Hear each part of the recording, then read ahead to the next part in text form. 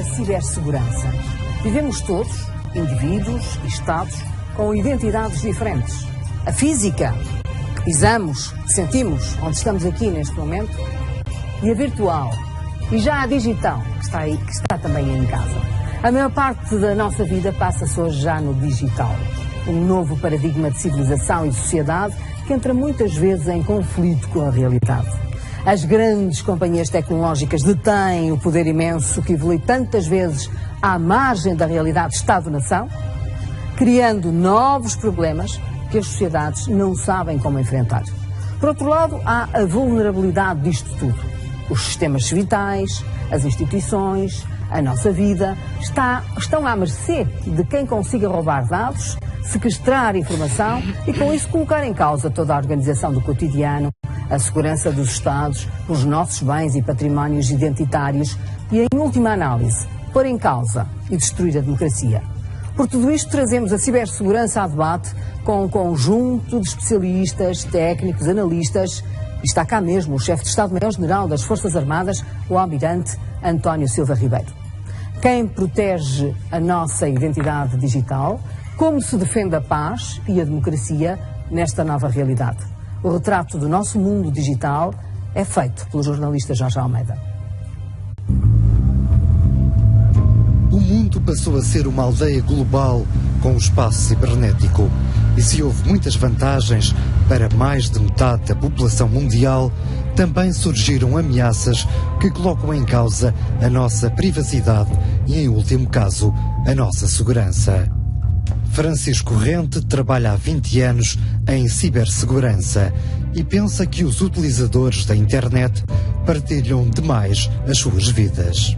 As pessoas não têm a noção de o que é possível fazer ou extrair das redes sociais sobre a vida delas e sobre o que elas são, sobre as relações que elas têm, interpessoais, interorganizacionais. Quer dizer, há uma panóplia de informação que é possível compilar nas redes sociais que a maior parte das pessoas não tem ideia.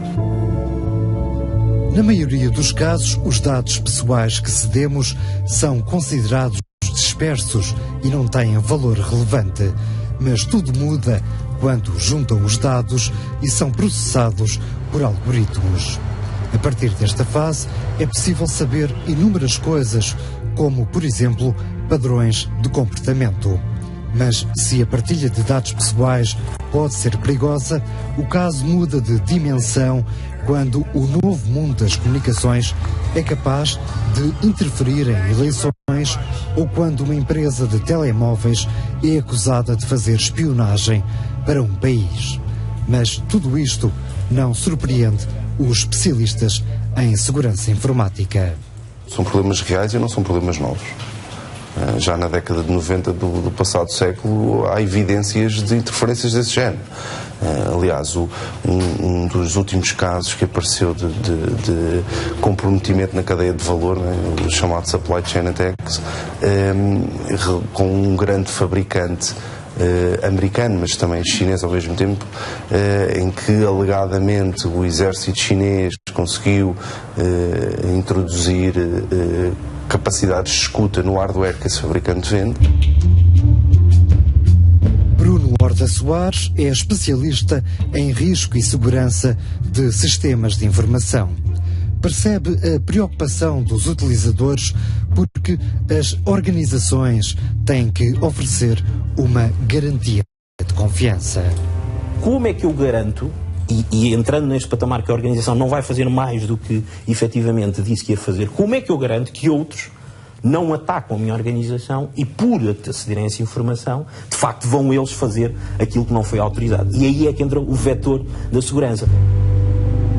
Segundo dados da União Europeia, 80% das empresas já sofreram pelo menos um ciberataque e, por dia, ocorrem 4.000 ataques para extorsão de dinheiro. A simples presença no ciberespaço é, por definição, a presença num espaço em que eu vou estar permanentemente a ser alvo deste tipo de ataques. Eu vou ter que utilizar ferramentas que me permitam não é evitar ser atacado, é estar a ser atacado e passar a ser o normal, o novo normal.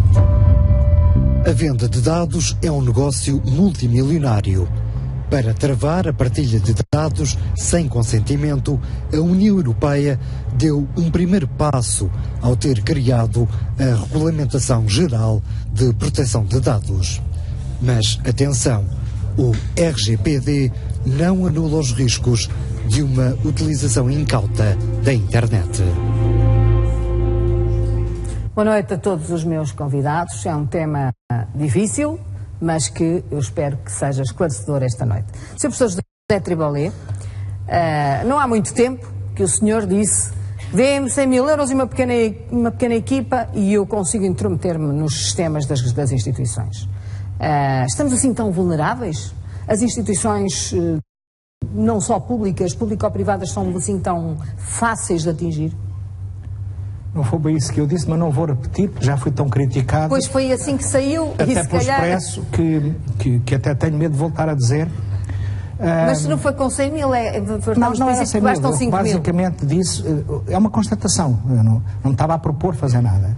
Disse com uma equipa de gente e com 100 mil euros, em 15 dias consegue-se deitar abaixo qualquer governo do nosso país e de outros países. Não estou a dizer o governo dos Estados Unidos ou da Alemanha, mas há muitos países em que não é difícil fazer isto. Porque basta que haja uma série de incidentes consecutivos. É criar um conjunto de incidentes que perturbam a vida normal da sociedade. E repare, a vida normal é aquela que leva um cidadão a poder sair de casa a tomar um transporte para o trabalho, ou que tem um problema vai ao hospital, ou, enfim, ou bebe um copo de água, ou tem eletricidade. Repare, o que se passa, por exemplo, na Venezuela, aquilo não é uma vida normal. E há um conjunto de factos, vários, mas também incidentes que levam a que a vida normal, democrática, em paz, de uma sociedade esteja impedida de base. Ora, isso é possível, isto não é para ninguém ficar histérico, porque felizmente não há muito interesse, então, num país como Portugal, em provocar uma coisa destas em tempo de paz. Mas tem sucedido ataques destes a países, recentemente, não é? Ataques que perturbam a vida de países destinados a destabilizar o seu sistema económico e político. Portanto, isso eu limito-me a constatar um facto. Qualquer pessoa que trabalha na minha área sabe que isto é verdade. E os meus colegas criticaram muito porque disseram que são exagerados, que não é preciso 100 mil euros, basta menos. Mas, portanto, agora, a realidade, o que é importante talvez todos percebemos, todos, quer dizer, nós, portugueses, a nação portuguesa, não é em particular o governo e os ministérios, é nós, portugueses, compreendermos que se queremos preservar, manter, valorizar a nossa vida democrática em sociedade, nós temos que definir quais são os recursos essenciais que mantêm a vida em sociedade. Aquilo que permite nós termos trocas culturais, sociais, económicas, sabendo cada um o que é, quem é, o que é que faz, que valor tem. Tudo isso é informação que hoje está no espaço cyber. Essa informação está toda lá. E eu o que digo é que nós, em Portugal e muitos outros países, não somos particularmente maus, estamos vulneráveis porque essa informação não está protegida. É passível de ser raptada, é passível de ser alterada e é passível de perturbar suficientemente através de ataques ao acesso, à manipulação dessa informação, a vida social toda de um país. Mas está mais desprotegida que a de outros países europeus ou do mundo? Eu penso que os países estão em vários estados de maturidade. Pronto. O nosso país não está no estado de maturidade de uma pobreza extrema, de incapacidade. Não. Até porque temos setores na sociedade, eu aqui não estou a falar da administração pública, nem estou a falar da área militar. Nós temos setores da sociedade que operam sistemas importantes e que estão estruturados e preparados. Tenho aqui um administrador da EDP e a EDP é um exemplo de uma companhia que, não sendo perfeita, com certeza, tem feito muito e está muito preparada para defender aquilo que é sob a sua responsabilidade. Muitos outros não estão. E, portanto, isso também é verdade de muitos outros países, mas posso dizer assim, genericamente vou dizer assim, acho que estamos muito menos preparados que Espanha, por exemplo. Mas muito menos. Não tenho dúvida nenhuma. E isso é o nosso parceiro com que a gente gosta de... Numa escala de 1 a 20, estaríamos que é 10? No 10? Em termos globais, sociais, numa escala de 1 a 20 comparado com a Espanha, acho que estamos para aí no 7. 7. Estamos no 7. Mas isto é algo, repare, que não se resolve com o Governo fazendo uma resolução no Conselho de Ministros ou o Parlamento fazendo uma lei. É algo que todas as forças ativas do país, os cidadãos, as suas organizações, as famílias, não é? As associações, as empresas, os setores empresariais têm que identificar o que é essencial defender e preservar e assumir a responsabilidade deles de atuar e preservar isso. Vamos começar então pelo princípio. Primeiro, o indivíduo tem que ter a noção que ao interagir no digital está a colocar os seus dados. E muitos têm que colocar, porque é assim. Mas há outros que podem não colocar. Mas deixe-me dizer, é mais do que colocar os dados, porque quando eu estou a interagir com o digital, estou a interagir com equipamentos. Tenho um telemóvel que estou ligado a uma rede, que é da minha empresa ou da minha escola. Portanto, se eu não tenho cuidado, eu sou a porta de entrada para vetores de ataque através do meu equipamento e dos meus comportamentos. Portanto, não é só a mim que me afeta. Eu sou uma fonte de infecção para os outros. Isso não tenho consciência disso. Hoje em dia, quando se fala do perímetro de defesa de uma organização, isto é uma peneira, quer dizer, um perímetro de defesa, está tudo aberto, porque está tudo interligado os equipamentos, e agora com o 5G e a Internet of Things, a Internet das Coisas, temos milhões de equipamentos que estão distribuídos por todo o lado, os nossos telefones, as câmaras, tudo, as trotinetes, não é? As trotinetes também? As trotinetes têm...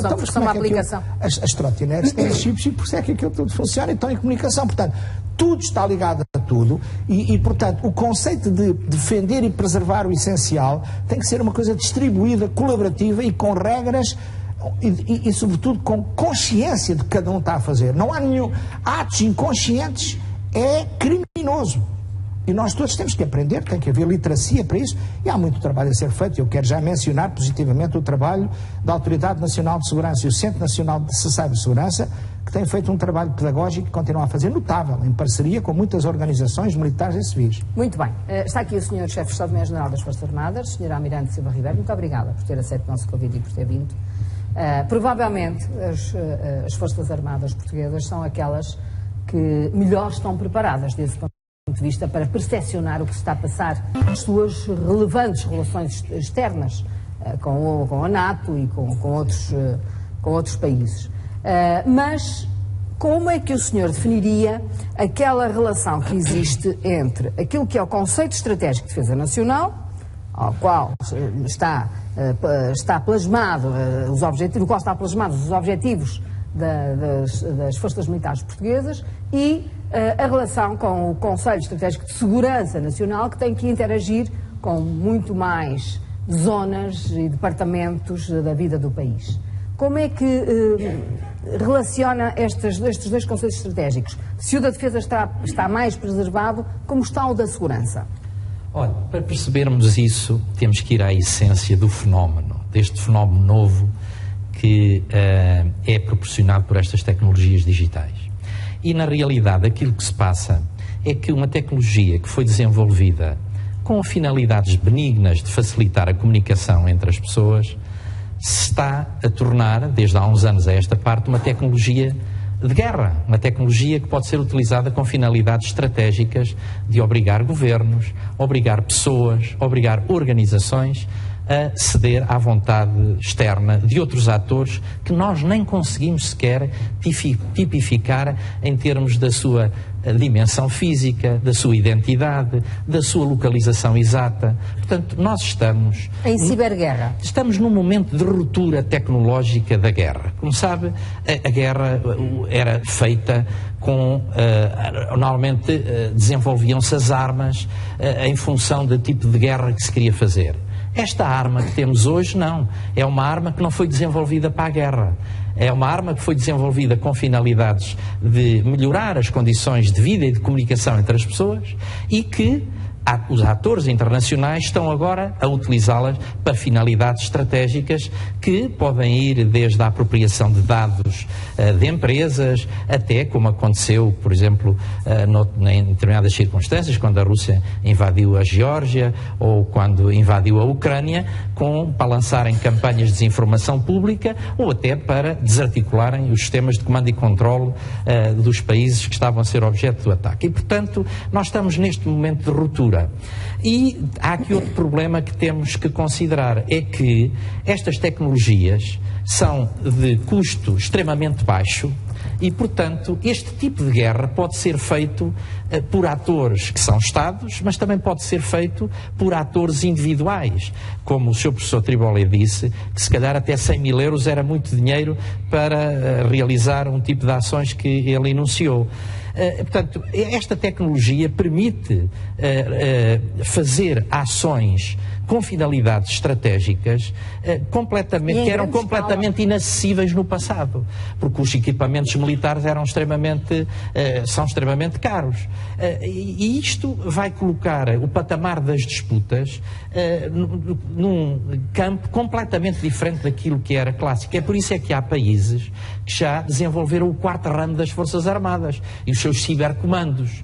Nós também estamos um bocadinho nesse caminho em Portugal. Como nos filmes. É como nos filmes, sem dúvida. É evidentemente que os países estão em estágios de desenvolvimento, como disse o professor Triboli, completamente distintos. Nós em Portugal já temos uma capacidade de ciberdefesa que consegue proteger os equipamentos da defesa nacional, das Forças Armadas. Estamos a falar das Forças Armadas, são um caso à parte, felizmente. A parte civil, aí quem tem a função essencial é o Gabinete de Cibersegurança. O tal Conceito Estratégico de Segurança que eu falei há pouco. Esses conceitos têm que ser revistos exatamente por causa disso. É porque hoje em dia isto não tem fronteiras. Os ciberataques, eu até lhe posso mostrar, Fátima, trouxe aqui um boneco, se a cama puder ficar. Isto é a origem dos combates, dos ataques que foram feitos à Estónia em 2007. Vejam de onde é que vêm os ataques e a intensidade deles. É das mais diferentes partes do mundo que atacaram a Estónia e desarticularam os sistemas económicos da Estónia, tudo porque a Estónia resolveu mudar de sítio uma estátua de um soldado russo.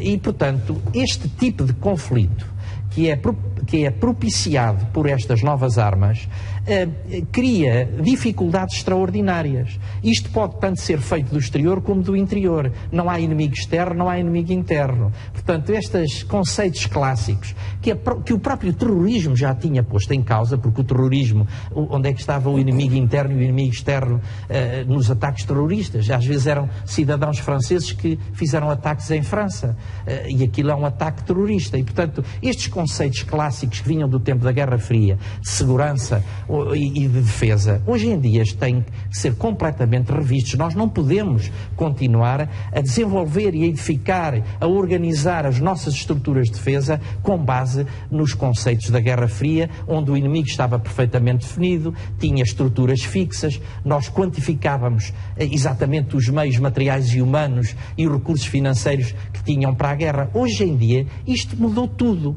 e, portanto, nós temos que fazer um exercício que tem que começar nos centros de reflexão estratégica, nas universidades, tem que ser o mundo académico, militar e civil, a juntar-se para criar os conceitos que vão fazer luz como é que nós vamos organizar os sistemas de defesa para este grande desafio, neste novo domínio de guerra. E é para isso que estamos aqui esta noite. E devemos talvez dizer, Sr. Almirante, que do ponto de vista do conceito estratégico de defesa está mais ou menos atualizado, porque em 2013 o conceito foi revisto, mas do ponto de vista do conceito estratégico de segurança não está tanto, está desatualizado. Embora o conceito estratégico de defesa esteja incluído dentro do Conceito Estratégico de Segurança. Fátima, nesse campo, o que eu preconizo, e como até do quadro das minhas reflexões estratégicas, é que nós, militares, as forças de segurança, os serviços de informações, mas também a comunidade académica, nos devemos juntar a refletir sobre estes novos desafios.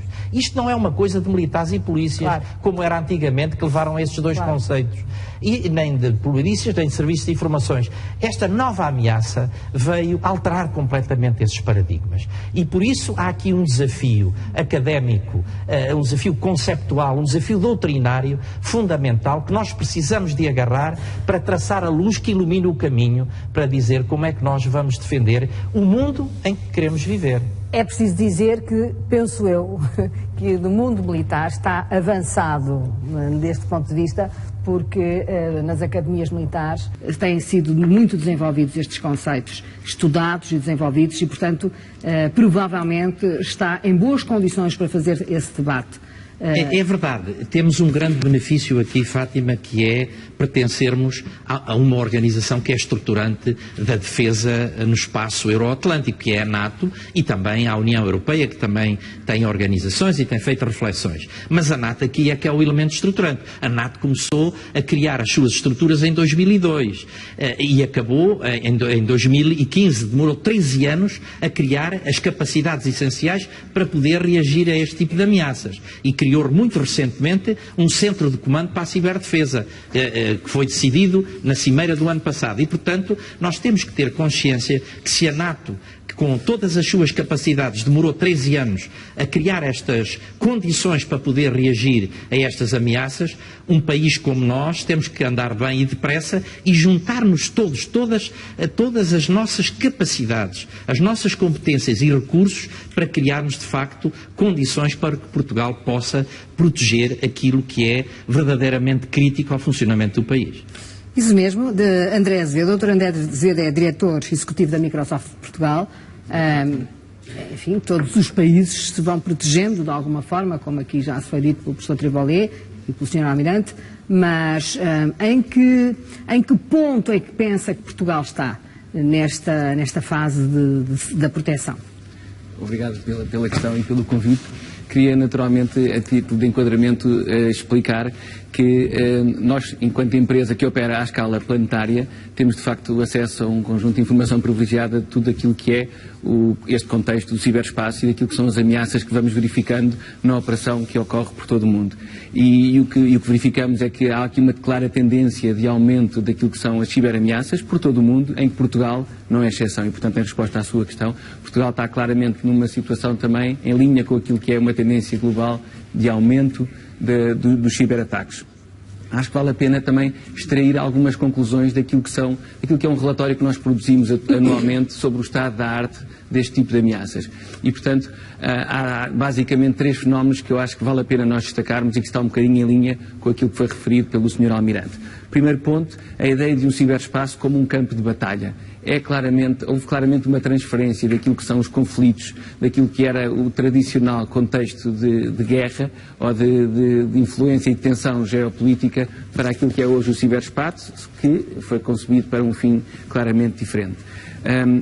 E há aqui claramente uma preocupação, e esse é um sinal de alerta, com uma excessiva militarização deste espaço, deste ciberespaço, que claramente onde nós queremos navegar enquanto cidadãos e enquanto está militarizado em termos de matéria de serviços de informações. Correto, não é? Correto. São os serviços de informações que militarizaram este espaço. Correto. E mais do que isso, o Sr. Almirante depois poderá explicar isto melhor. Certo. Mas mais do que isso, temos identificado padrões de claramente ofensivas e ataques que põem em causa aquilo que é o normal funcionamento deste ciberespaço para aquilo que era a finalidade para que foi concebido. Depois acho que vale a pena também pensarmos naquilo que é um fenómeno que também tem ocorrido mais recentemente, que é o do enviesamento dos processos eleitorais. Ou seja... E vêm agora eleições, exatamente, e estamos preocupados vamos ter 3 atos eleitorais este ano, e independentemente de acordo com aquilo que são os nossos dados, Portugal não ser propriamente um país alvo típico em que esteja propriamente na mira dos atacantes mais referenciados, temos claramente um risco acrescido pelo facto de estarmos no foco por via de 3 atos eleitorais. E há aqui uma preocupação muito grande com aquilo que pode ser o minar da democracia por via deste enviesamento. E o terceiro e último ponto é uma ideia de privatização da linha de defesa em caso de ciberataque. O que nós verificamos hoje é que cada um de nós, quando se sente ameaçado ou quando vê, por exemplo, a sua caixa de correio comprometida, não reage como seria de esperar com um contacto de uma autoridade oficial. Tipicamente vira-se para o fabricante de software ou para o fornecedor dessa tecnologia, pedindo-lhe auxílio e pedindo apoio naquilo que é a resposta. E, portanto, porque acha que aquele serviço deveria ser regulado e não é. Certo. A portanto, regulação aqui claramente é muito o ponto é mesmo esse. Aqui claramente a tecnologia tem ido à frente daquilo que é a capacidade do regulador e do legislador de enquadrarem este tipo de atividades e, portanto, há aqui algum vazio legal que importa preencher e uma responsabilidade acrescida por parte... Daí quando eu disse no início que as grandes companhias de tecnologia são as que têm verdadeiramente o poder hoje. E esse poder não é suficientemente regulado, não é possível ainda regulá-lo. Não diria que detêm verdadeiramente o poder. Têm claramente um papel relevante enquanto prestadores de um serviço que tem uma abrangência global, mas há claramente aqui espaço de convergência e, como referia também o Sr. Almirante, há aqui claramente uma necessidade de alinhamento de agendas entre aquilo que é o papel das grandes tecnológicas fornecedoras e o papel das autoridades. Aliás, foi o que aconteceu recentemente no Exercício Nacional de Cibersegurança, que ocorreu no início do mês de abril e que tinha exatamente por contexto aquilo que era um ataque a um ato eleitoral em Portugal, num país designado por Portugal, e que basicamente a conclusão que se extrai até pelo número de jogadores envolvidos e de entidades é a necessidade de alinhamento estreito entre todos estes protagonistas do ecossistema, sem o qual não vai ser possível. Ora bem, eu antes de ir aqui à EDP e também à professora Ana Isabel Xavier, à Política Estratégica Internacional, eu vou aqui à nossa plateia porque este programa é feito com uma filosofia de esclarecimento e também de dar às pessoas que nos estão a ouvir a possibilidade de se protegerem. Estão na plateia aquilo que vocês designam, no professor Tribolé, os hackers de chapéu branco. São aquelas pessoas que são capazes de atacar as empresas, mas com bom sentido. Vão tentar, nesse ataque, protegê-las e saber, porque não é possível, penso eu, proteger sem saber como é que se ataca. Vamos primeiro aqui ao Pedro Adão, professor de Segurança de Informação aqui no Instituto Superior Técnico, e que tem uma equipa a trabalhar com ele, justamente destes hackers de chapéu branco. Depois há os hackers de chapéu negro, que são alguns que a gente conhece, ou que não conhece, muitos se calhar até que não conhece. Ainda há os cinzentos, mas depois a gente falará disso mais à frente.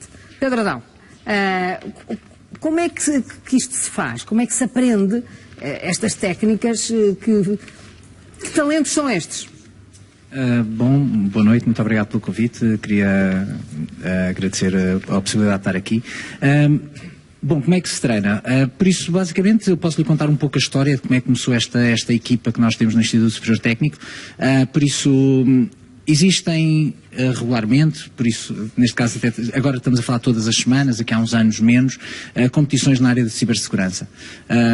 E o objetivo é precisamente educar, ter equipas, no nosso caso uma equipa universitária, mas existem equipas não universitárias a participar, educar as pessoas para perceberem como é que conseguem descobrir melhor vulnerabilidades. Eu sou de uma filosofia de que acho que para saber defender, o melhor é saber atacar. Acho que se nós conseguirmos formar pessoas que têm estes olhos do lado do atacante, vão conseguir mais depressa perceber quais as vulnerabilidades dos sistemas que têm em casa e vão mais depressa conseguir corrigi-los. Infelizmente, os números indicam, há estudos que indicam que em 2020 vão faltar cerca de 3 milhões de profissionais na área de cibersegurança. Isso é uma coisa que a universidade não consegue combater sozinha. Basicamente forma equipas que possam saber atacar. Por isso, basicamente o que eu fiz foi convidei alunos do Instituto Superior Técnico a juntarem-se a uma equipa em que nós basicamente fazemos jogos de guerra. Em que fazemos jogos de guerra cibernética. Por isso temos competições em que os sistemas que nós atacamos são já agora propositadamente montados e preparados para o efeito, por isso não estamos a atacar nenhuma estrutura que seja real. Sim, mas se o quisessem fazer, também faziam e sabiam como fazê-lo. Eu acho que essa questão é uma questão ortogonal, acho que é uma questão que nem se deve pôr na questão da universidade, porque na verdade todos estes conceitos que nós praticamos estão disponíveis no YouTube, ou seja, quem quiser ser autodidata e aprendê-los, pode aprender através do YouTube. A única coisa que nós fazemos é proporcionamos um ambiente de jogo, de partilha, um ambiente mais lúdico de aprender a como é que se exploram as vulnerabilidades. E as vulnerabilidades que nós exploramos são vulnerabilidades que são usualmente vulnerabilidades que existiram no mundo real, que são depois transformadas e criadas neste mundo, preparado precisamente para o efeito. Ainda este fim de semana participei com os meus alunos, em que um dos problemas que era para resolver era usar a vulnerabilidade Spectre, que foi a vulnerabilidade nos processadores da Intel, que foi descoberta no início deste ano. Okay? Por isso, basicamente, estamos a falar de coisas muito, muito reais, muito atuais, que basicamente são técnicas que aprendemos. Como é que se aprendem? É treino. Pronto, nós agora no Instituto Superior Técnico, a nossa equipa, por isso está um ranking mundial universitário, nós estamos nas 50 melhores equipas do mundo, estamos nas 20 melhores universitárias. Como é que nós conseguimos isto? É treinando. Eu digo, é um bocado como o Ronaldo.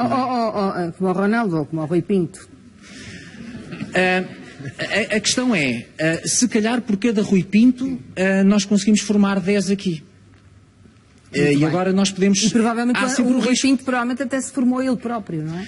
A questão é que, como eu estava a dizer há pouco, todo este material está disponível online. Na internet. Ou seja, quem quiser fazer uma coisa errada vai conseguir fazê-la, não Muito é bem. por estarmos a praticar. Eu já lhe dou a palavra outra vez. André Batista, da Universidade do Porto, também é capitão de uma equipa de hacking, de chapéu branco, que lá está.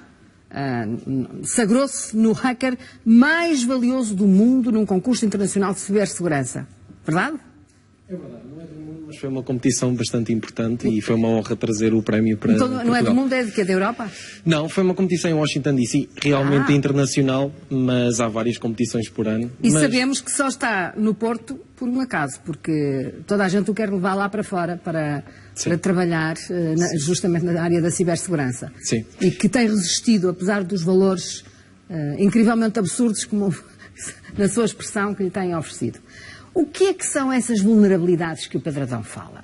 O que é que se lhe depara? Como é que vocês treinam? O que é ser capitão de uma equipa de hackers? Portanto, uma vulnerabilidade é eu equipar muitas vezes a uma janela aberta de um edifício. Portanto, nós temos, tal como o Pedro Adão disse, nós temos de saber atacar para nos conseguirmos defender ainda melhor. Portanto, quem está a defender um edifício tem que garantir que todas as janelas estão devidamente fechadas. Um atacante precisa apenas de uma. Portanto, nós vivemos numa nova era digital.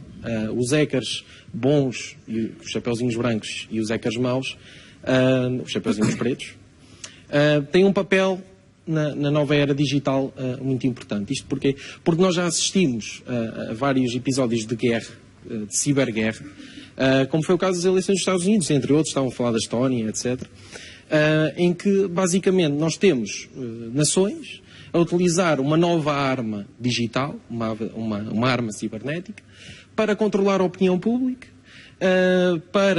portanto, de certa forma, é uma ameaça à democracia. Portanto, não pode existir democracia. E este poder dos hackers sobrepõe-se muitas vezes ao poder político hoje em dia. Portanto, os países têm que se conseguir capacitar e para isso temos os nossos projetos, com as nossas equipas, na Faculdade de Ciências da Universidade do Porto e uma equipa também muito boa no Instituto Superior Técnico.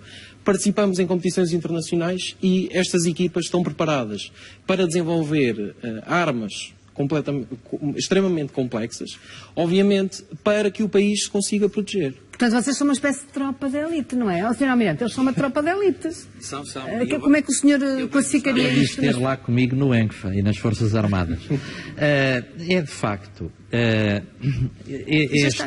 estas competências são absolutamente decisivas para quem tem responsabilidades de ciberdefesa num país. E é por isso que nós estamos, neste momento, num programa de capacitação de todas as estruturas das Forças Armadas, no RAMS e no ENCFA. Nós, em Portugal, temos uma estrutura que está centralizada no Estado-Maior-General das Forças Armadas e cada ramo das Forças Armadas tem um domínio, tem uma capacidade. E agora vamos robustecê-la com equipamentos. A Lei de Programação Militar já contempla 46 milhões de euros para investirmos em material. E também a aquisição de pessoas.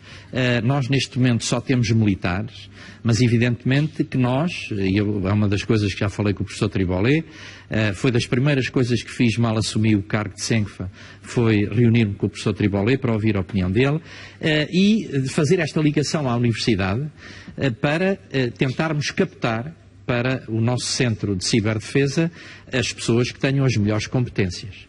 E é isso que vamos fazer para a segurança de todos os portugueses. Imagine que tínhamos o país, o Estado, sofria um ataque em massa nas suas infraestruturas, no que quer que seja.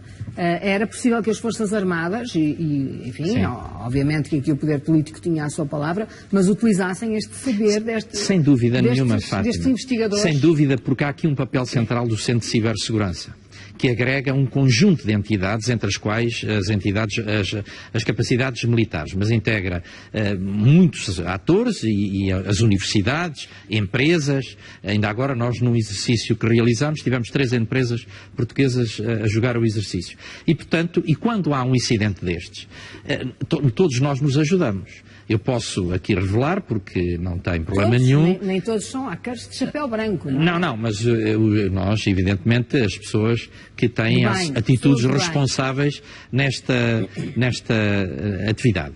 Nós tivemos em novembro um ataque aos sistemas de defesa e que não foi detectado por nós. Isto é um ataque semelhante a outro que ocorreu na Alemanha, recentemente também, e os serviços de informações avisaram-nos, e aí acorreram uma série de especialistas que, em conjunto com os especialistas da defesa, conseguiram controlar o ataque que estávamos a ter de um ator que nós não identificamos. Dizemos que são os Advanced Persistent Threats, quer dizer, ameaças persistentes avançadas, que no fundo tipificam uns atores de natureza estatal que têm determinados comportamentos. Mas vocês desconfiam? Desconfiamos por causa da natureza do ataque. Porque estes APTs, que é como nós lhes chamamos, a abreviatura, têm traços, digamos assim, de atuação. E, portanto, nós sabemos que há um que está, sobretudo, interessado em ataques aos Ministérios de Soberania, ao Ministério da Administração Interna, ao Ministério dos Negócios Estrangeiros, Ministérios da Defesa. Estamos a falar de serviços de inteligência de outros países. Estamos a falar... Não, nós não sabemos, não os podemos identificar claramente, mas, evidentemente, para fazer este tipo de ataques, tem que se ter capacidades tecnológicas e capacidades humanas numa dimensão que não é qualquer pessoa individual ou mesmo uma organização privada que vai fazer isto. Tem que ter por trás um Estado a sustentar esta atividade. Há outros atores, há outro, por exemplo, que está muito interessado em atividades relacionadas com captar segredos tecnológicos e, portanto, tem esse tipo de comportamento. Nós vamos identificando esses atores. E o ataque que sofremos era no sentido, foi feita uma atividade exploratória para detectar as nossas vulnerabilidades e depois fizeram phishing aos nossos mails para apanharem os códigos de acesso e era assim que nos retiraram uma série de 3 gigabytes de comunicações de mails. E, portanto, isto acontece e temos que estar protegidos e temos que saber reagir e controlar estes fenómenos, porque isto é uma coisa, só para ter uma ideia e o público ter uma ideia, nós por mês, nos sistemas da defesa, temos 13 milhões de eventos, dos quais 100 são incidentes. 100 desses temos que lidar com eles como se fosse, digamos assim, uma situação de conflito. Mas é de conflito no ciberespaço. E, portanto, são incidentes com alguma gravidade. Agora, André, como é que nós podemos dizer às pessoas o que é mais vulnerável? Vamos começar pelo indivíduo, porque cada um de nós tem a nossa vidinha lá fora, enfim, temos a nossa presença física, somos pessoas, mas também temos uma outra identidade, que é a nossa identidade digital, onde vamos deixando pegadas atrás de pegadas, porque somos, enfim, estamos desde logo cadastrados pelo próprio Estado, em muitas instituições. O que é que nós podemos dizer às pessoas que é vulnerável nas suas vidas? Tudo, que passos é que elas fazem que são perigosos ou que deixam rastro? Portanto, os perfis digitais hoje em dia são uma extensão da nossa identidade. Nós vivemos numa nova era, no fundo. Nós vendemos os dados nas redes sociais e temos de ter consciência daquilo que vendemos ou muitas vezes vendemos. Entregamos. É uma venda para que depois recebamos anúncios propositadamente de acordo com os nossos interesses. Portanto, temos de ter cuidado com os dados que nós colocamos na internet, nas redes sociais, e mais importante do que isso, e que também já foi falado, o risco das pessoas levarem os seus telemóveis e os seus dispositivos para dentro das organizações, é um grande risco. Porque não percebi. Explico melhor. Levar os seus telemóveis... Exatamente. Os seus dispositivos pessoais e os seus computadores, etc., se não estiverem devidamente atualizados, podem ser utilizados como um vetor de ataque e a pessoa é utilizada como um vetor para dentro de uma organização. O que já foi falado. Então, quer dizer, um telemóvel mais antiquado, menos atualizado... O que é um problema com certos fabricantes que deixaram de atualizar os seus equipamentos. Hoje em dia. Mas isso acontece em todas as empresas, em todos os sítios?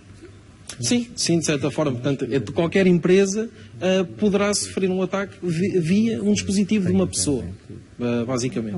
Mas, de acordo com o que o professor José Tribolé disse inicialmente, portanto, aquela frase dos 100 mil euros muito conhecida, eu penso que o valor é muito menor. Isto porquê? Porque eu vou a certas competições no estrangeiro em que grandes empresas com grandes equipas de segurança altamente especializadas pedem a um grupo de hackers de elite, digamos assim, a nível internacional, cerca de 30, 40 hackers, de chapeuzinho branco, para irem encontrar janelas abertas nessas empresas.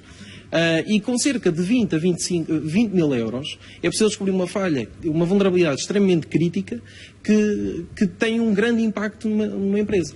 Quando passarmos a falar de governos, as equipas não são tão especializadas, portanto o valor será menor, obviamente. Por outro lado, também temos que investir na formação dos nossos jovens e transmitir que a definição de hacker hoje em dia está, portanto, convém desmistificá-la, porque, de acordo com alguns dicionários como Oxford e Cambridge, existe a palavra criminoso, ilegal, nessas definições. Portanto, eu acho que é urgente também mudar a definição de hacker, porque isto é como em todas as profissões. Há quem trabalhe para o bem e para o mal. Portanto, temos que passar essa ideia às próximas gerações, que elas têm o papel de proteger... E o que é trabalhar para o bem, neste caso? Você está a referir, por exemplo, ao caso Rui Pinto? Sim. É? Não, mais ou menos. Portanto, trabalhar para o bem, do meu ponto de vista... Porque hoje há muitos jovens muita gente que tem aquele talento e que está naquela situação, que encontra-se... temos um que esteve agora de anos dentro de uma embaixada. E como é que você olha para essas situações? Portanto, tal como eu estava a dizer, é preciso capacitar as pessoas de forma a que elas consigam encontrar essas janelas abertas antes dos maus, portanto, dos criminosos. E depois essas janelas são utilizadas para penetrar governos e outro tipo de organizações. E é urgente nós aqui em Portugal criarmos, por exemplo, uma Red Team, que é uma equipa altamente especializada para resposta a incidentes e recuperação de incidentes. Mas os bons devem denunciar, devem ser hackers que denunciam, que fazem a denúncia? Não estou a falar da parte da denúncia. Não queria comentar muito esse tema, mas realmente os chapeuzinhos brancos têm que conseguir encontrar essas vulnerabilidades antes dos criminosos. E encontram. E a prova encontram muitas vezes. Só que é o jogo do gato e do rato. O atacante está sempre em vantagem hoje em dia porque a segurança não é absoluta. Bom, ao seu lado está o Bruno Castro, que é CEO da Visionware, justamente uma empresa que tem como função analisar, avaliar, controlar o nível de segurança de uma organização. Eu penso que é uma das empresas que está na primeira linha da cibersegurança em Portugal, também em instituições... Não sei, mas penso que como o Banco de Portugal, eu nem sei se isto bem se pode dizer, a gente depois nem sabe muito bem o que é possível dizer publicamente ou não, mas é assim e sobretudo trata de proteger instituições e empresas e já está sediada também, não só cá em Portugal, mas está a trabalhar fora. Como é que se faz, como é que depois se passa para a organização? Porque no fundo você trabalha com estas tropas de elite, não é? Portanto, antes de mais, importa esclarecer uma coisa muito simples, que a Visionware não tem este papel dos meus colegas, que é ensinar. Portanto, nós não temos essa missão de ensinar. Não, vocês trabalham mesmo na coisa, não é? Nós o que aprendemos, guardamos para nós e depois vendemos os nossos serviços a empresas. Okay? Portanto, este é um outro foco. E, portanto, isto é guerra, Sr. Almirante, já viu? É um facto, o que aprendemos, guardamos para nós. Isto é a realidade. A informação é sempre vantagem. Exatamente. A informação vale muito dinheiro e as pessoas têm que perceber a partir de agora que o conhecimento também vale dinheiro. Ok? Pronto. Antes de mais, fiz uma pergunta há pouco que é muito importante, que é, não há nenhuma separação entre a nossa personagem digital e a física. Elas hoje em dia estão completamente fundidas e, portanto, nós temos que saber viver nela. Portanto, quando nós tomamos a decisão de dar o passo e assumir que vamos ter uma personagem digital, também temos que assumir precisamente que há uma fusão entre a nossa vida real. Portanto, isto é algo que já está perfeitamente constituído. Nem para todos, como sabe, não é? Nem para todos. E a questão do segredo diga. é que o elo mais fraco realmente são as pessoas. Então, é mais um clichê que se diz, mas é verdade. E, portanto, passa muito por passar a cultura às pessoas e à sociedade que o estar na internet, o estar digital, o ser uma personagem digital, acarreta riscos. E, portanto, aquilo que eu ensino aos meus filhos em não andar em ruas inseguras ou não irem a sítios que possam oferecer alguma insegurança, também tem que fazer o mesmo do lado digital. Portanto, eu não vou passear em sites que não mereçam confiança, não vou utilizar... Mas como é que se sabe que aquilo não oferece confiança? Como é que se ensinam os miúdos que aquilo não oferece confiança? Pois, essa é outra pergunta. Realmente é uma excelente pergunta, é explicar às crianças o que é que elas podem ou não fazer. E aí sim, aí é que elas podem entrar ao Estado em ter um nível de... muitas vezes fazemos coisas inadvertidamente. Exatamente. Até porque nem sabemos fazer e acabamos, às vezes até publicamos coisas que nem queríamos e depois vamos apagar e coisas assim. É um facto. Então, e que pegada é esta que deixamos? Como é que isto se Eu diria que é mais do que uma pegada. Nós usamos muito o termo pegada quando queremos fazer a parte da investigação forense. Aí sim, e nós usamos as pegadas digitais para poder pesquisar no tempo e andar para trás do tempo e descobrir quem fez o quê, de que forma e como. Isso muito num ato de investigação. A questão de expor a minha informação pessoal na internet, ok? E depois eu tenho que perceber o que estou a fazer. E, portanto, a partir do momento que eu estou a assumir esse risco de colocar a minha informação, é um ponto sem retorno. Okay. Ela está lá, eu vou ter que ver com isso. Agora, o que falta aqui é realmente a cultura da sociedade em perceber que o facto de estar na era digital e estar na internet acarreta riscos. Quais são os riscos? É os riscos de estar a expor a informação que é pessoal, que me pode identificar, que me pode dar informação a mais daquilo que eu não quero seja público e por isso passa a ser público. Obviamente que os operadores das telecomunicações, dos serviços que disponibilizam as redes sociais, as comunicações, os serviços em cloud, que agora também é moda, os e-mails na internet, também têm ser capazes de corresponder à exigência da segurança. Mas não têm sido até agora, não é? E devem ser penalizados, e devem ser também estressados nesse sentido. Timidamente, aliás, vimos o que aconteceu recentemente com o Facebook e com... Pois, exatamente, os data leakage. Eu só ia por mais um ponto que foi falado pelo professor Trivalei, que é importante. Eu também concordo com os meus colegas que acho que 100 mil euros é muito dinheiro. Se eu quisesse efetivamente criar aqui uma zona de instabilidade governamental do país, apostaria muito mais em fazer um ataque personalizado a alguém do Estado e procurando informação sobre ele, sobre o staff dele, fazendo ataques de spear phishing, que é uma coisa diferente do que é o phishing, porque o spear phishing eu faço a apontar para uma pessoa especificamente e vou convencê-lo que os gostos deles pessoais, a ele fazer uma ação em meu favor para eu tomar informações sobre ele. Okay. Vai convencê-lo dos gostos pessoais? Como? Uma pessoa, por exemplo, imagine que alguém do Estado que é adepto de um clube azul, e eu vou massacrá-lo com informação por e-mail sobre esse clube azul, até que ele vai cair na tentação de clicar nesse e-mail. É por isso que começa a atacá-lo diretamente a ele, porque é um alvo específico. Enquanto o phishing é um ataque massivo, brutal, é massivo. Quem clicar, pesca e é atacado e é apanhado. Um spear phishing não. Eu ataco alguém do Estado, tenho interesse em denegri-lo e sim, vou começar a atacá-lo pessoalmente a ele. E depois o que é que acontece depois de obter esses dados dessa pessoa? Se eu estiver do outro lado da força, não é? Claro. Sim. A ideia é recolher essa informação, provavelmente vou pô-la à venda, ok? E alguém depois irá usá-la para depois então atacar diretamente a pessoa em causa. Okay. Portanto, temos aqui um conluio entre vários atores. Muitas vezes quem engaria a informação ou quem rouba a informação não é quem a utiliza. Atenção a isto. Quem a utiliza podem ser jornalistas, por exemplo. Por exemplo, os mídia e por aí fora.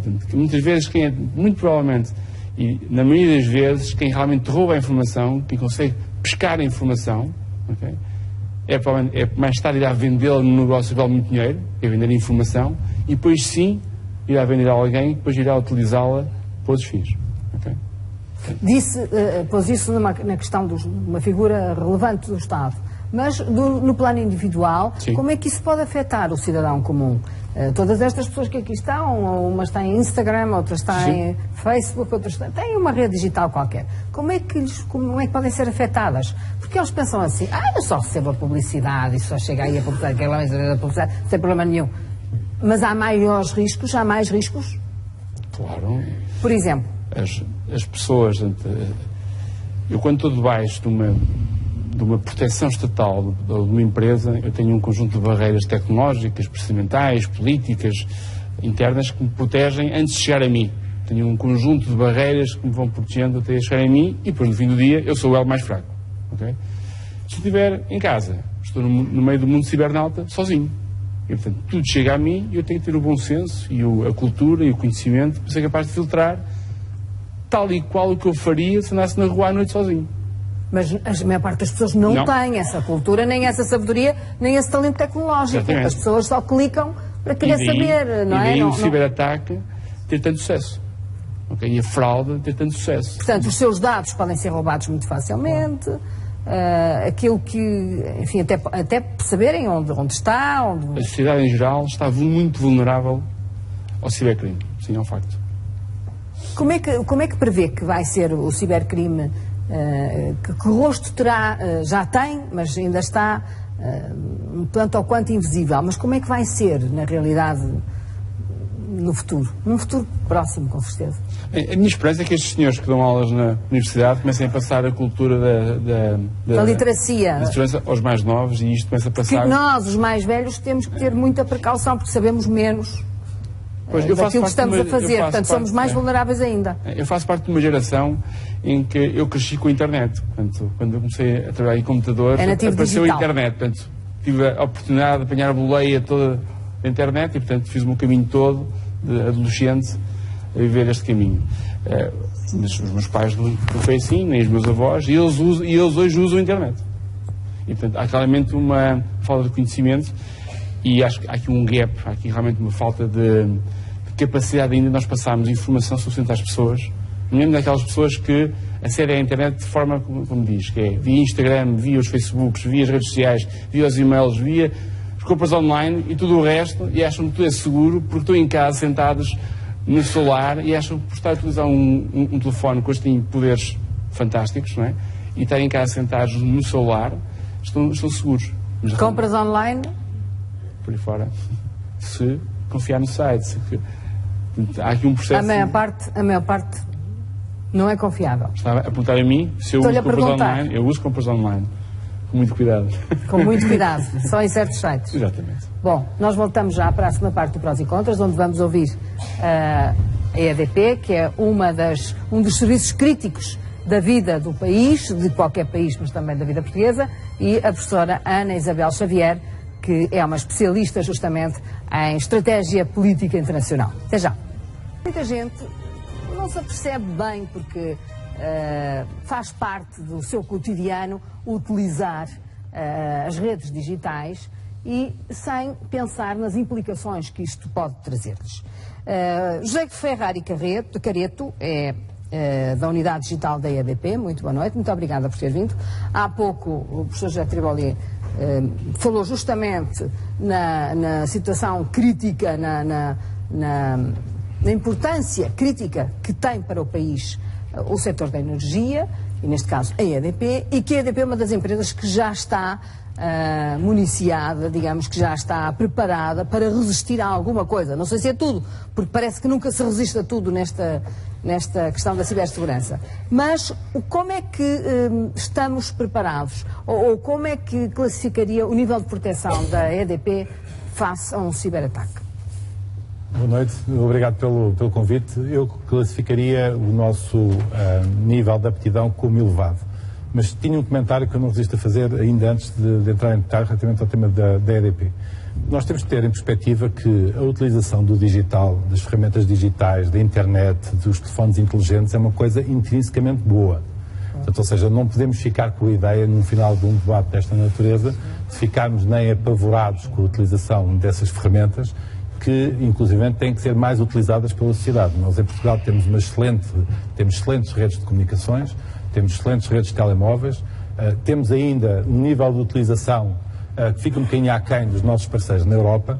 Portanto, temos que dar aqui uma verdadeira dimensão da necessidade de utilizar essas infraestruturas a benefício dos cidadãos, a benefício da sociedade, a benefício das empresas, e temos que fazer esse caminho junto. Esse é o lado bom. Portanto, esse é o lado bom, mas convém não perder de perspectiva, porque tenho algum receio que no final destes debates, quando formos todos para casa, vamos ter pesadelos e vamos pôr o telemóvel de lado e não vamos utilizar computadores e não vamos utilizar comércio eletrónico. Portanto, estamos a falar de coisas que são intrinsecamente boas, que obviamente têm vulnerabilidades e que temos que saber usar bem. Isto é, no fundo, como um automóvel. Eu no automóvel posso ter uma vantagem muito grande agora quando sair daqui do programa e for para casa, em que vou mais depressa do que se for a pé.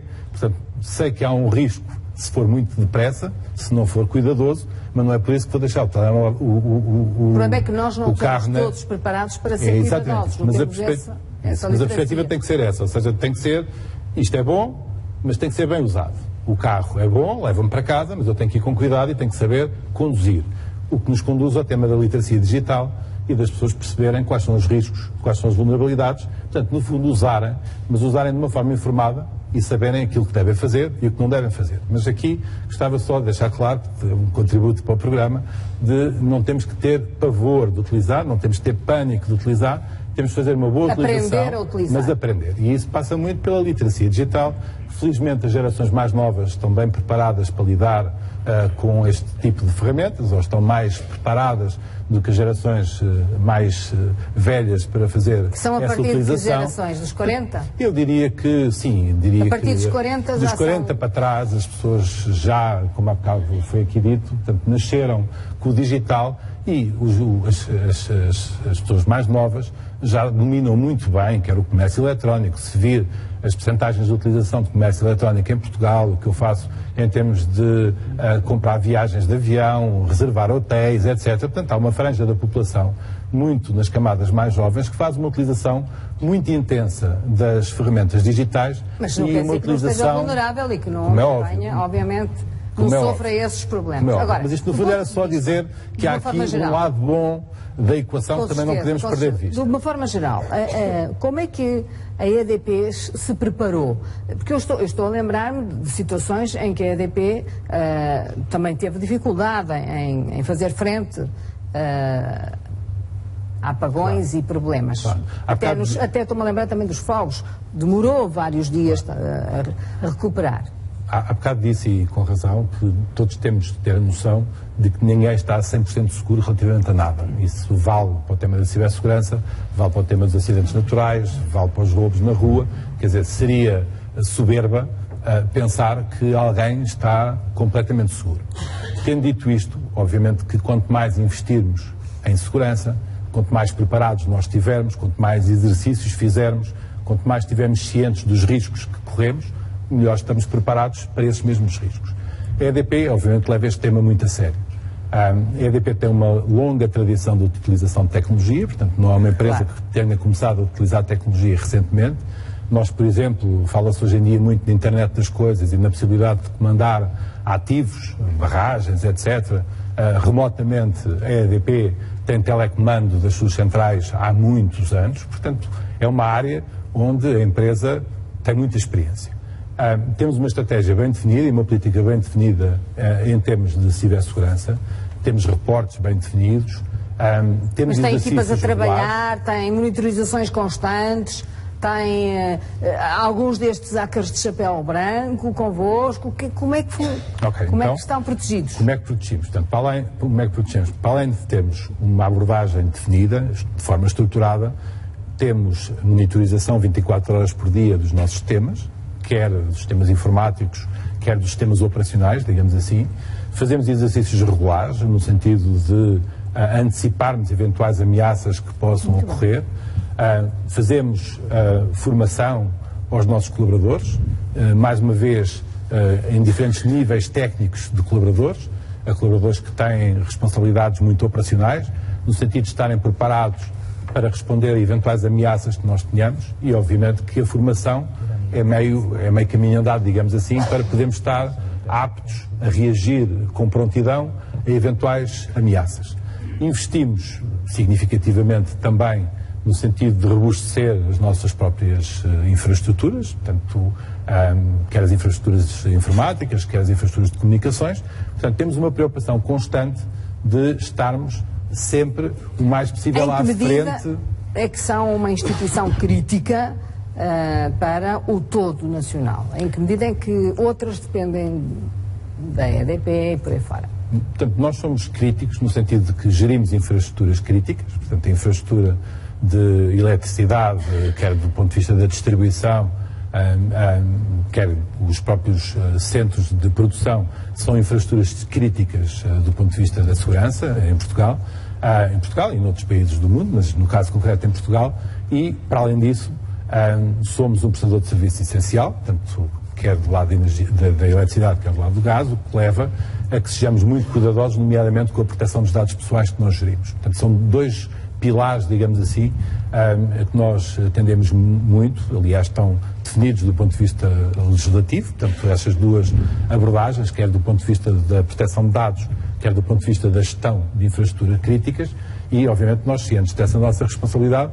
preparamos-nos à exaustão para lidar com eventuais ameaças. E essa é uma área onde a competição é grande, porque vemos muitas empresas que competem com a EDP também, a procurar os mesmos dados. Portanto, é uma área em que os dados são muito importantes. É uma área onde nós temos de estar permanentemente atentos. Portanto, a EDP tem uma preocupação muito grande no que diz respeito a seguir estritamente tudo o que tem a ver com a legislação e com a regulação. Há, no caso concreto dos dados, um regulamento, que é o Regulamento Geral de Proteção de Dados, portanto, que estabelece um conjunto de obrigações para entidades que gerem dados privados. A EDP é uma dessas entidades, não é obviamente a única, porque há muitas entidades em Portugal que fazem essa gestão de dados. Nós temos obrigações no que diz respeito à gestão de dados privados e cumprimos essas nossas obrigações. Professor Tribalé, este exemplo da EDP, que o senhor conhece de perto, não é partilhado por muitas das grandes empresas portuguesas. Em que situação é que acha que está o mundo privado, o mundo económico português? O mundo empresarial português. Acho que, de uma maneira geral, está numa situação de baixo nível de maturidade. Há mais casos como a EDP. Sim. Mas aliás, há casos como a EDP na própria administração pública. Mas é de baixo nível de maturidade. E, em primeiro lugar, porque, eu vou já dizer, vamos começar pelo princípio. Porque os principais responsáveis, os conselhos de administração, não interiorizaram, não compreendem realmente o que o Sr. Almirante explicou também. Não compreendem. E eu costumo dizer que eles, se isto fosse a Força Aérea, ninguém punha uma equipa de pilotagem no avião que não tivesse brevet de piloto e tivesse treino intenso. Mas nós hoje temos, nos conselhos de administração, topo das nossas organizações e nas pequenas empresas, pessoas que não têm carta de condução nem de pilotagem da empresa. Isto é, sabem muito do setor, tiveram sucesso, sabem muito de finanças ou de marketing, mas isto não estamos a falar de aspectos funcionais particulares, estamos a falar de aspectos sistémicos, globais da entidade. E tirando o pobre do Presidente do Conselho de Administração, que por definição é o culpado de tudo, é como o Primeiro-Ministro, ele é que tem a culpa toda, porque ele é o Deus, é o que tem que saber tudo, que é impossível. Os outros todos acham, muitos deles acham, que o que estamos aqui a falar é um problema da informática. E não é um problema da informática. Não é um problema também é um problema de tecnologia, mas esse é o mais simples. É um problema de organização, de procedimentos, de preparação, de formação, de haver recursos humanos e uma logística de recursos humanos especializados a tempo e horas para satisfazer as necessidades. O meu colega Pedro, ou foste tu, não sei, que dizia que havia uma falta de uns milhões de especialistas nesta área. Bem, cá em Portugal são muitos milhares. E repare, a gente pode estar todos aqui a conversar, mas é assim, esses milhares têm que aparecer. E nós temos que os fazer. E só podemos fazer, como o Sr. Almirante disse, em colaboração. Usando as capacidades organizacionais e logísticas das Forças Armadas, as capacidades e as necessidades financeiras e empresariais, a capacidade das academias, todos juntos, vamos fazer as tropas de combate para defender no cyberespaço o nosso país. E isso sabe, ando há 4 anos nesta luta. Publiquei um artigo no Expresso, depois de Pedrógão Grande, que o Expresso publicou, veja lá, a dizer como evitar um Pedrógão Grande cibernético em Portugal. E sabe o que é mais impressionante? 3 anos e meio depois, ninguém ligou nada. E eu aqui, eu dirijo-me sobretudo, sabe, aos CEOs destas empresas importantes, por favor, tomem consciência da vossa responsabilidade. Que isto não é a responsabilidade do Primeiro-Ministro, do Ministro da OB, nem do Presidente da República, é deles. E quando eu aqui gostei muito de ver a EDP aqui, porque a EDP é fruto de muitas coisas, até desculpe, de alguns cagados que tiveram no passado. Tem um presidente do Conselho de Administração e uma administração que interiorizaram profundamente o que se passa e agiram. Muitas outras empresas, os seus conselhos de administração... E têm dinheiro para isso, para fazer a investigação, para... Mas muitas não é investigação, sabe? Não tratam deixa-me dizer, de colocar verbas a essa... Nos transportes, na Carris, enfim, todas as infraestruturas fundamentais, na saúde, por favor, reparem, a nossa saúde, os hospitais públicos e privados, o Sistema Nacional de Saúde, sabe, há uns tempos houve um ataque, não houve grandes problemas. Porquê? O Sistema Nacional de Saúde fez uma coisa que faz todo sentido. Desligaram-se da internet. Ótimo. Quem quiser bloquear o país faz um grande ataque massivo aos hospitais. Os tipos desligam-se da internet e depois querem ver como é que a gente funciona. Como é que a gente funciona? Se os hospitais não têm acesso à internet, não têm acesso às ambulâncias, como é que é? Portanto, é preciso passarmos a outro estado de maturidade. Temos que nos reunir. Eu não tenho soluções. Pelo menos sei identificar o problema. Em relação à formação de pessoas, tenho soluções. Estou a propô-las. E quer dizer, eu neste momento não me dirijo nem ao Governo, nem ao Ministro das Finanças, até porque nem vale a pena, não é? Porque eles têm problemas a mais, não é? Dirijo-me aos CEOs destas 40 empresas que operam nos sistemas críticos nacionais. Unam-se, defendam o país, façam uma iniciativa a favor da nossa nação e de cumprimento das suas responsabilidades individuais, pessoais. E nós, em 4 anos, temos centenas de tipos formados, versus não termos. Muito bem, já lá vai o copo d'água e tudo. Ana Isabel Xavier, senhora professora, quem se quis desligar da internet, propôs, não é desligar da internet, cortar a ligação da internet com o resto do mundo foi a Rússia. E não há muito tempo. Como é que devemos interpretar, do ponto de vista geopolítico, esta decisão? Boa noite, Fátima, o painel e todos aqueles que nos acompanham aqui na Fundação Chapalimau e em casa. Muito obrigada pelo convite. De facto, foi na passada sexta-feira, no dia 12 de abril, que a Duma aprovou uma lei que prevê exatamente a criação de uma internet soberana. Uma internet soberana que permita à Rússia ter o seu próprio sistema informático próprio, que esteja completamente protegido, teoricamente... Isolado do resto do mundo. Isolado do resto do mundo, e tanto em que qualquer eventual ataque que seja feito, ataque informático, ciber à Rússia, a Rússia tem o seu próprio sistema e, portanto, está completamente isolado do mundo, daí a questão da internet soberana. Isto traz, obviamente, aqui bastantes preocupações, do ponto de vista geopolítico internacional, do ponto de vista estratégico. Aliás, ao mesmo tempo que a Duma estava a aprovar esta mesma lei, que, entretanto, também é importante dizer, o processo legislativo vai ser algo ainda demorado, tem ainda que seguir para a Câmara Alta do Parlamento Russo e só, eventualmente, no final do ano... E o país tem condições tecnológicas de redes para isso? Bem, obviamente que há aqui um objetivo estratégico de Vladimir Putin e da Rússia, de mais do que criar esta internet soberana, de isolar a Rússia do sistema internacional, no que também significa isolar a Rússia da pressão externa, isolar a Rússia da oposição à própria liderança de Vladimir Putin, isolar, no fundo, a opinião pública e a sociedade civil russa a ter uma opinião própria e a ter uma opinião, desde logo, fundamentada daquilo que se passa efetivamente na Rússia e que tem muito a ver, pelo menos as organizações internacionais como a União Europeia assim o determinam, tem muito a ver com uma liberdade de expressão que é condicionada diariamente. Portanto, a professora classifica isso como uma atitude mais defensiva do que ofensiva? Eu acho que podemos encará-la das duas formas, mas, sobretudo, percebermos que esta ideia da internet soberana russa é, antes de mais, inspirada na internet chinesa, portanto, não é por acaso. Claro. E também estamos aqui, temos que tentar perceber aqui que estamos perante distinções um pouco dispares do que é o conceito de democracia.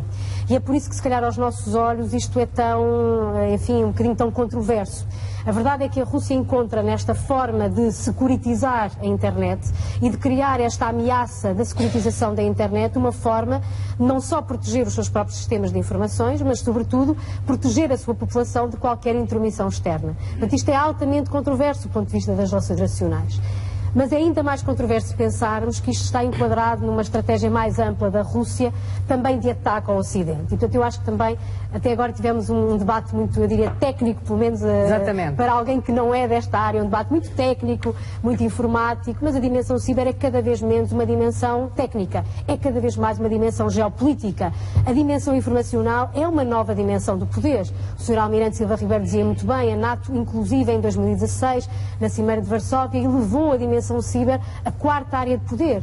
Isto significa que qualquer ameaça ou agressão a um aliado da NATO é considerada uma ameaça ou agressão a todos os aliados da NATO e podem e devem responder na proporção desse mesmo ataque.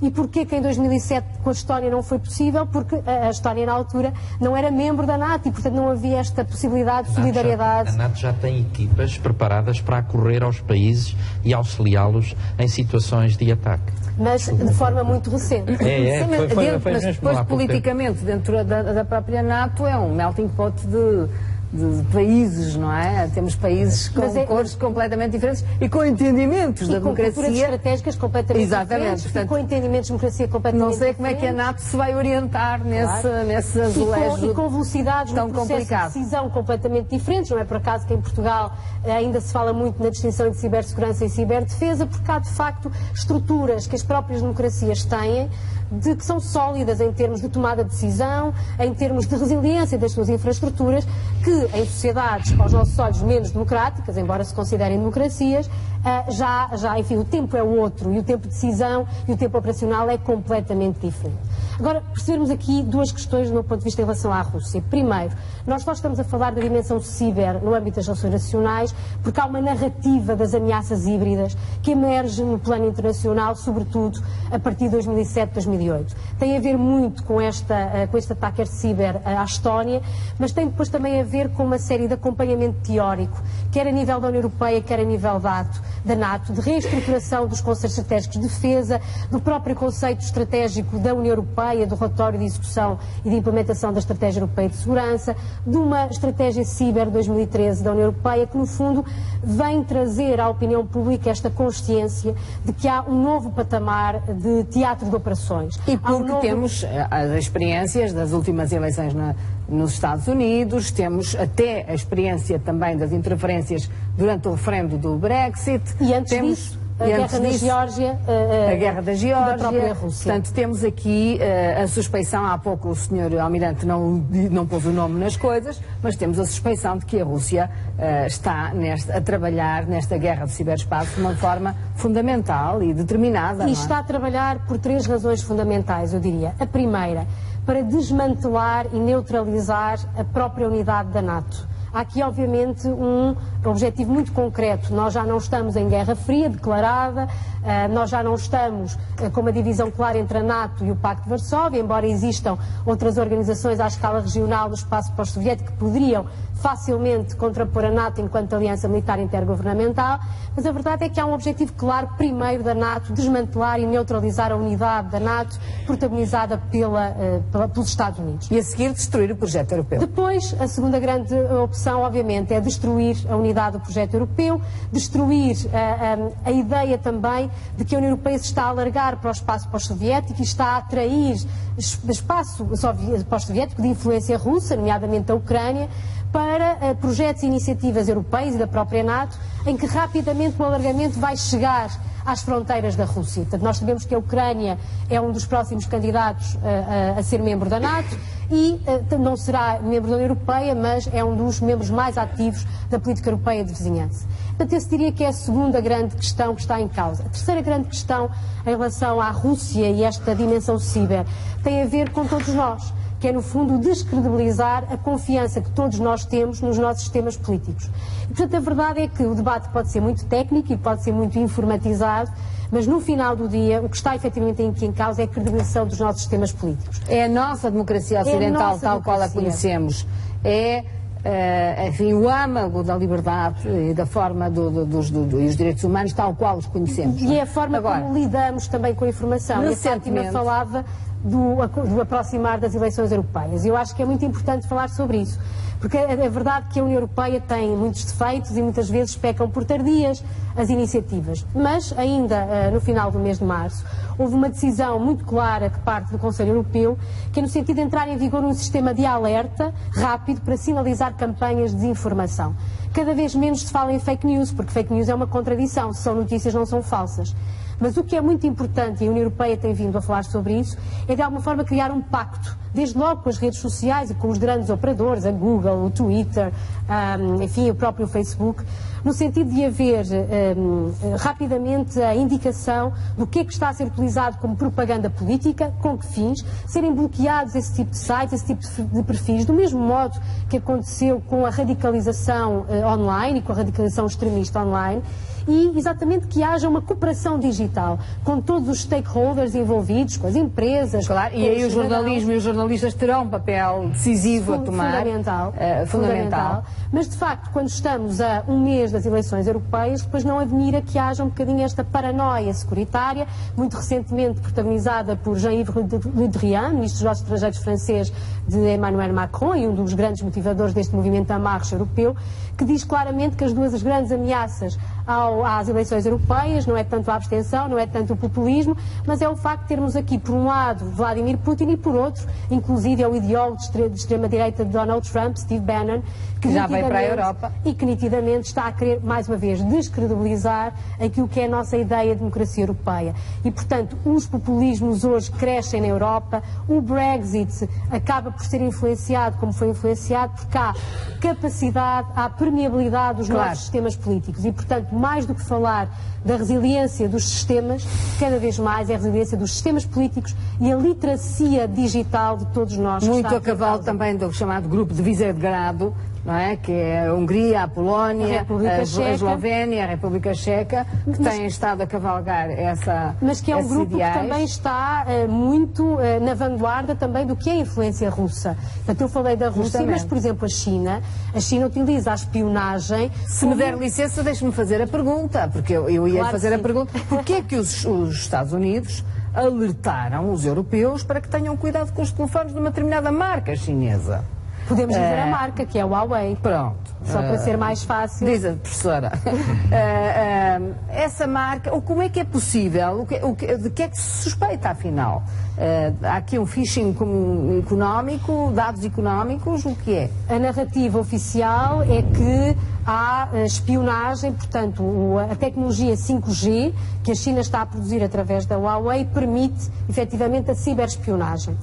A narrativa oficiosa é que, obviamente, os Estados Unidos querem ganhar a corrida ao 5G, portanto, não podem deixar que seja a China a fazê-lo. Agora, a China encara a ciberespionagem como parte da sua estratégia nacional. Nós falámos aqui muito do Conselho Estratégico de Defesa dos países, não é? Mas a China está num nível informacional, num nível estratégico completamente diferente do nosso. Estratégia científica, diria eu. Estratégia científica e estratégia operacional. Por exemplo, as operações de informações e guerra de informação chinesas incluem uma multiplicidade de atores completamente inimaginável. Por exemplo, forças de guerra de rede militar especializada, forças autorizadas, portanto, unidades militares especializadas. Quando há pouco falava das tropas de elite, são tropas de elite que efetivamente estamos a falar, quando estamos a falar daquilo que a China está a construir e aqui a Portanto, Huawei... eles, se estivessem na China, tinham uma farda. Teriam uma farda. Uma farda, tinha uma farda. E teriam a tecnologia 5G, com certeza, para os apoiar. Mas aqui a questão, de facto, da tecnologia acaba por ser, mais uma vez, instrumento, como eu disse há pouco, para a securitização da ameaça. E, portanto, nós estamos, sobretudo, numa era em que a ameaça ciber entra no nível operacional e doutrinatal, que é elevado a uma noção de securitização e em que, curiosamente, nós estamos a voltar ao papel do Estado para nos defender dessa mesma ameaça, porque nós andámos a demonizar, e até aqui neste debate, nós andámos a demonizar um pouco o papel do Estado, mostrando a fragilidade do papel do Estado, da obrigatoriedade do Estado ter que responder a este tipo de ameaça, mas a verdade é que é o Estado que tem que constituir capacidade e resiliência para poder... Os Estados somos nós, não é? E estamos confrontados num conflito global. E cujo sistema político está, obviamente, em ameaça. Portanto, hoje em dia, o que está efetivamente em ameaça são princípios, são valores que, no fundo, nos fazem definir o nosso conceito de democracia, o nosso conceito de sistema político, que manifestamente colide com o conceito de democracia e de sistema político de outros atores, como falámos aqui da Rússia,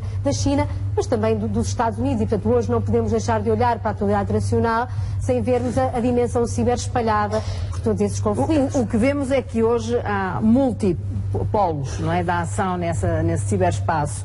Não há como já aconteceu no início do século XX, no caso dos Estados Unidos. Porque está enquadrado na tal noção de ameaça híbrida. E a ameaça híbrida é convencional, mas também é não convencional.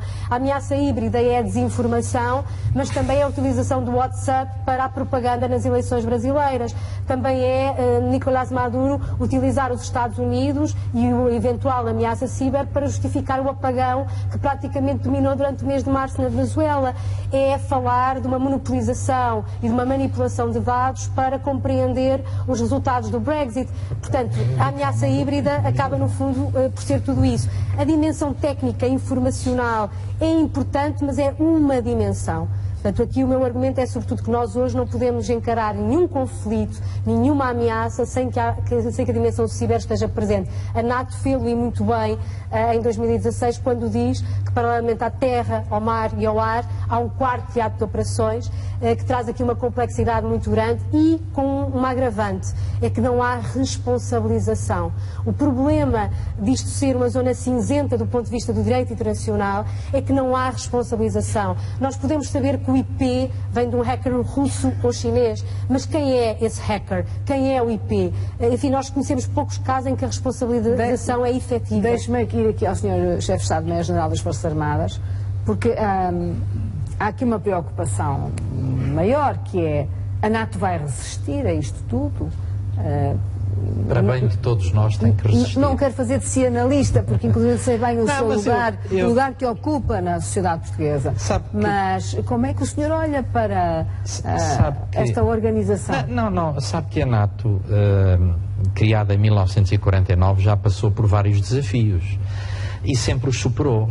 Nós tivemos a grande sorte, quando foi o fim da Guerra Fria, de termos na Europa e nos Estados Unidos líderes extraordinários que conseguiram encontrar um novo foco para a NATO, porque quando desapareceu o Pacto de Varsóvia não havia inimigo. Mas isso era na concepção clássica que vigorou durante os anos todos da Guerra Fria. E de facto foi pessoas como o Presidente Bush, Margaret Thatcher, o Presidente Mitterrand e o chanceler Kohl que disseram que a NATO tinha que se concentrar em garantir que havia paz e desenvolvimento na Europa. Senhor Almirante, mas nessa altura a memória da guerra era muito presente. Em 1980, em 1989. Já não é, ainda era presente. Simone Weil ainda estava viva e tantos outros. E hoje já não é. Mas sem dúvida, a memória mas da guerra está a desvanecer-se. Veja que o os desafios... de paz, que é a União Europeia, começa a estar em dificuldade. Sim, mas os desafios vão aparecendo. Veja que em 2014 o que é que sucedeu? A invasão, a Rússia invadiu a Ucrânia e a Crimeia. E, portanto, a NATO também se ajustou a esse desafio e começou a criar estruturas e capacidades para criar condições de segurança no espaço euroatlântico que são essenciais ao nível de desenvolvimento e de prosperidade que nós temos. Portanto, temos que ter consciência que a NATO é essencial para que este mundo onde nós vivemos, o mundo ocidental, continue a dar os níveis de prosperidade e bem-estar às pessoas, porque sem segurança isso não existe. Ora, e nestas circunstâncias, a ciberdefesa ou estes desafios do mundo ciber vão tornar-se, digamos assim, um motivo essencial para a NATO no futuro. Eu trouxe aqui também este boneco, este gráfico, se puderem passar, eu agradeço, que vão ver que em 2028 os grandes desafios vão ser as ciberameaças, as crises e os conflitos regionais, alterações climáticas e o terrorismo. Aquilo que nos preocupa hoje vai passar para quarto lugar. E podem apreciar que houve uma evolução grande desde 2008 até 2018. Veja que os ciberataques em 2008, só 4 países da União Europeia é que consideravam uma preocupação. Hoje, em 2019, já há 12 países que consideram uma ameaça significativa e 6 países consideram uma ameaça prioritária. Ora, há aqui uma evolução da percepção dos países relativamente àquilo que são os seus problemas de segurança. Só como é que o senhor acha que o país civil está a lidar com isso? O país civil está como os colegas de painel aqui têm dito. Há aqui um problema de literacia digital e, portanto, nós precisamos de criar condições para que as pessoas estejam conscientes dos perigos e dos riscos que se correm. E temos que inverter isto, porque isto não é só um problema da nossa geração, Fátima. É verdade que as pessoas com mais de 60 anos conhecem menos estas tecnologias e têm mais dificuldade de utilização da internet. Aprendem mexendo. Aprendem mexendo, mas o problema da internet não é só um problema do utilizador, é um problema de tudo aquilo que está ligado à internet e da informação que se lá coloca e depois da forma mais ou menos resiliente ou da forma mais ou menos atenta como se liga com estes problemas. Por exemplo, eu, pelo cargo que tenho, sou uma pessoa exposta ao spear phishing, que há bocado aquele senhor falou. Alta individualidade, que pode ser... Ainda hoje eu recebi uma mensagem no meu correio eletrónico que era claramente para tentarem apanhar as minhas credenciais para depois entrarem nos meus mails, nos dados que eu tenho nos meus sistemas que estão ligados à internet. Evidentemente que eu tenho alguma literacia nesta área e, portanto, eu sei o que fazer. Como é que se sabe? Às vezes oferecem bónus, promoções. É como é que nós sabemos? É apagar, é estar atento, ter consciência, mas é muito difícil. Olha, eu posso lhe dizer que as nossas forças que foram há uns anos atrás para a Lituânia, e ainda o ano passado isso se verificou com os fuzileiros, foi criada uma página da internet igualzinha à página do Exército e, evidentemente, os nossos soldados tiveram uma tendência para se ligar a essa página para depois terem acesso a informações. Ora, isso permitia que quem estava a controlar essa página tivesse acesso a um conjunto de códigos que depois permitiram ter acesso a informações. Tiveram que fazer interesse. como os russos, cortar a internet? Não, tivemos que tomar medidas de precaução, porque nós hoje já temos, quando nós destacamos forças para determinados teatros operacionais, sobretudo para o leste da Europa, ou então até na própria República Centro-Africana, porque, digamos assim, os riscos que corremos nos dois sítios são semelhantes, fruto daquilo que são os atores que estão ali nesses teatros operacionais, temos que tomar medidas. E, portanto, nós temos que começar a combater esta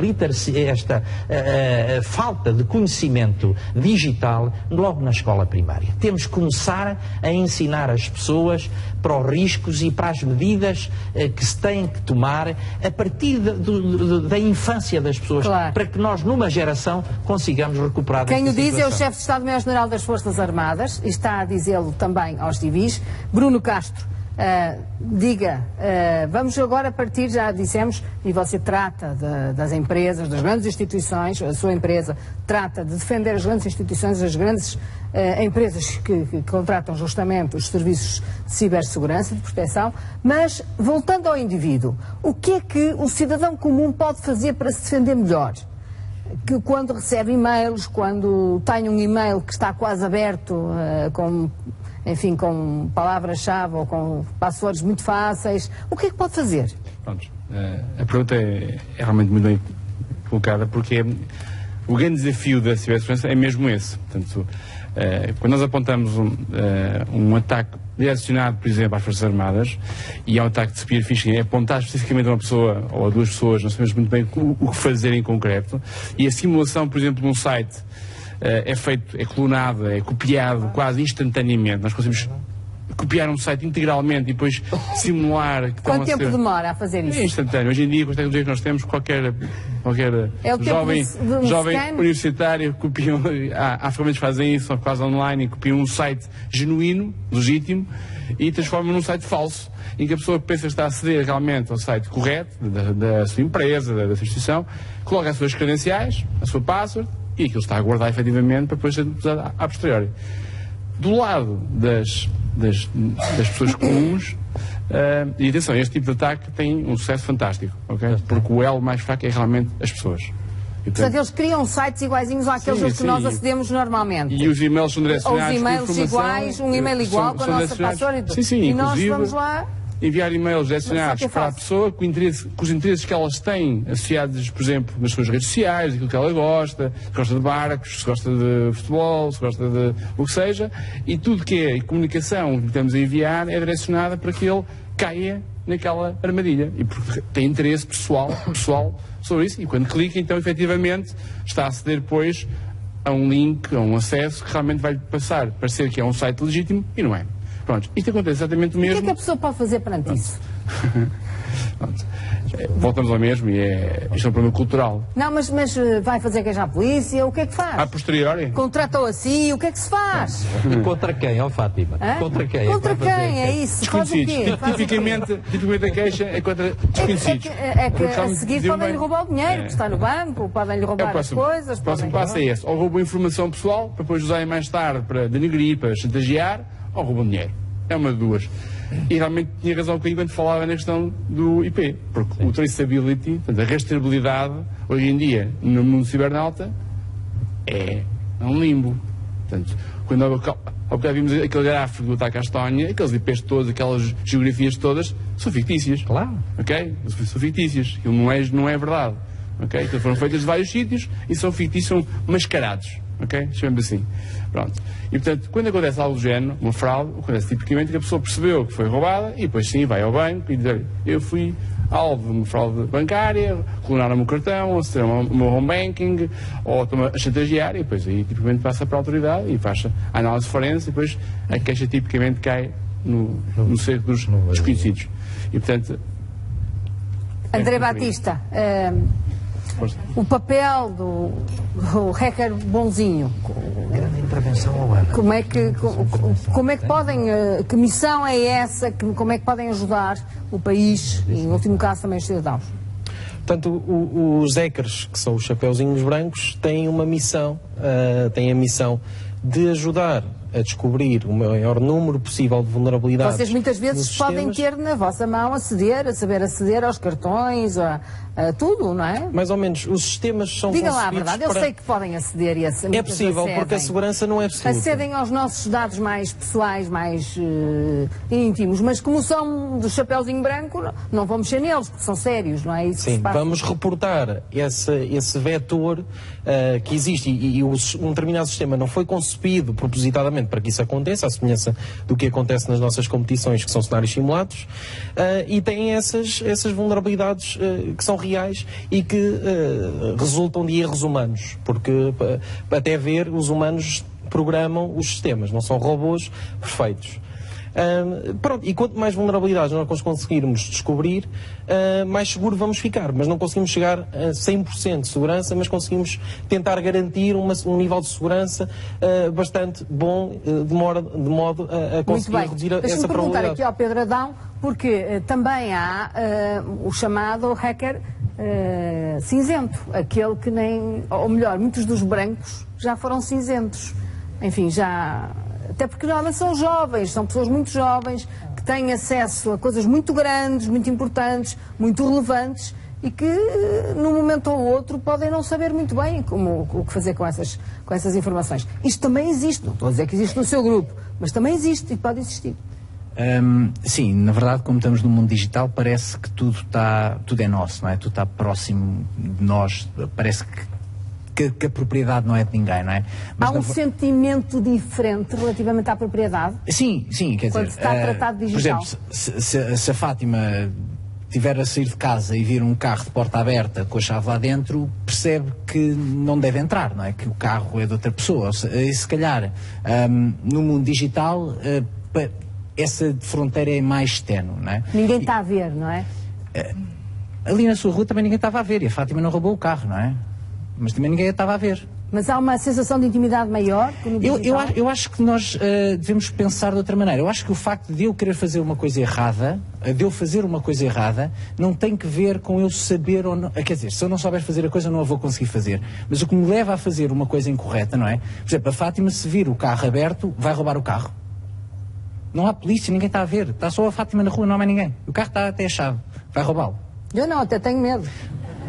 Porquê? Mas isso não tem nada a ver com o facto de não saber conduzir o carro, com o facto de não poder roubar o carro, com o facto de alguém estar a ver. Até desconfio que está ali um carro aberto, alguma coisa se passa de errado. Há qualquer coisa que nos inibe de fazer coisas erradas. Pronto. E eu tenho um bocado essa fronteira. Tudo o que... Para mim não há cinzentos, há branco Mas eu estou a falar assim, expressamente porque ele existe e é relatado entre vocês, os hackers, não é? Os chamados a fronteira é ténue. E Chapeuzinho Preto. Por exemplo, às vezes, literalmente, tropeça-se numa coisa. Pronto. E agora, quando se tropeça numa coisa, e o André já tropeçou em coisas, e a maior parte, nós dizemos, cheiro esquisito. Em Portugal é muito complicado o que é que se pode agir. É muito complicado. Vai para a cadeia logo, tecnicamente, se tropeça, vai para a cadeia. Mas eu estaria muito mais confortável em reportar esse problema. Pronto, tipicamente, como o mundo é pequeno, todos se conhecem, e normalmente resolve-se com um telefonema a dizer, epá, olha, fecha aí essa janela que está aberta. Okay? Mas legalmente, na verdade... A não ser que a janela seja perniciosa, seja falcatruosa, mas isso eu estou a querer cometer tenha um crime. problemas, isso eu estou a... então tem que se entregar à polícia. É isso? Isso eu estou a cometer um crime, isso, eu nem sequer entro nesse campo, ok? Isso é um crime. Então, vê, mas não faz nada. Repita lá a pergunta. Se a janela tiver uma falcatrua, se tiver um crime... Eu não tenho de entrar na casa das outras pessoas, não me interessa... Ok, imagine um mundo... Eu faço sempre a comparação com o mundo físico. Imagine um mundo físico. A Fátima espreita para dentro da casa das outras pessoas? Sim ou não? Eu vejo sempre gente a espreitar para a casa das outras pessoas.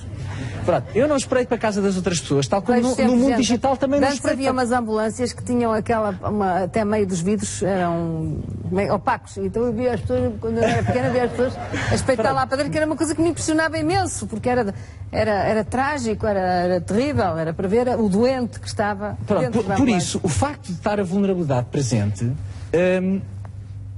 Eu não preciso espreitar lá para dentro. Aliás...